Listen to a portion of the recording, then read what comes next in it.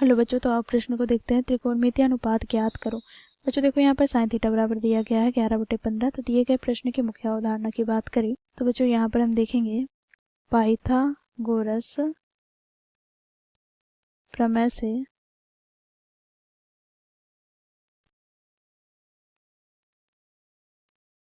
देखो यहाँ पर कर्ण का वर्ग बराबर होता है आधार का वर्ग प्लस लंब का वर्ग।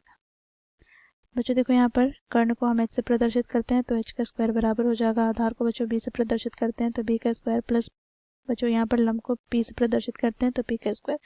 तो यहाँ से हमें प्राप्त क्या हो गया, तो h का स्क्वायर बराबर बच्चों देखो यहाँ पर लंब अर्थात p का स्क्वायर प्लस आधार अर्थात b का स्क्वायर। ठीक है।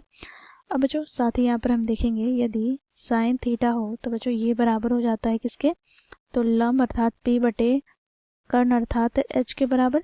तो इस मुख्य अवधारणा की सहायता से दिए गए प्रश्न को हल करेंगे। बच्चों देखो प्रश्न में हमें क्या दे रखा है, तो हमें दे रखा है साइन थीटा बराबर 11/15।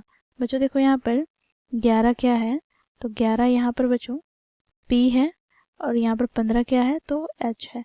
तो बच्चों देखो p अर्थात लंब और h अर्थात कर्ण।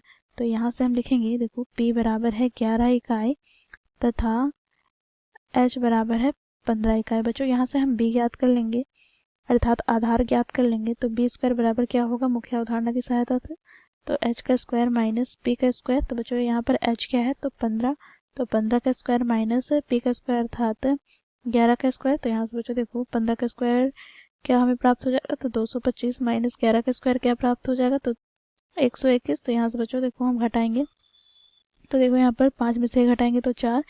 बच्चों देखो यहाँ से 2 में से 2 घटाएंगे तो 0, 2 में से 1 घटाएंगे तो 1। तो बच्चों यहाँ से हमें b का मान प्राप्त क्या हो जाएगा, तो 104 का वर्गमूल। ठीक है। अब बच्चों देखो यहाँ पर इसे हम वर्गमूल से बाहर निकालेंगे तो यहाँ से बच्चों इसका हमें गुणनखंड करना होगा। तो यहाँ से बच्चों देखो किससे विभाजित करेंगे, 2 से, तो 2 पचे 10, 2 दूनी 4 पुनः बच्चों देखो 2 से विभाजित करते हैं तो 2 दूनी 4, 2 छक 12 पुनः 2 से विभाजित करेंगे तो 2 एक का 2, 2 तिया 6। तो यहाँ से बच्चों हमें प्राप्त क्या हो जाएगा, तो देखो यहाँ पर 2 का युग्म है तो 2 बाहर आ जाएगा और यहाँ पे वर्गमूल 13 दूनी 26 हो जाएगा। ठीक है। तो यहाँ से हमें b का मान ये प्राप्त हो गया।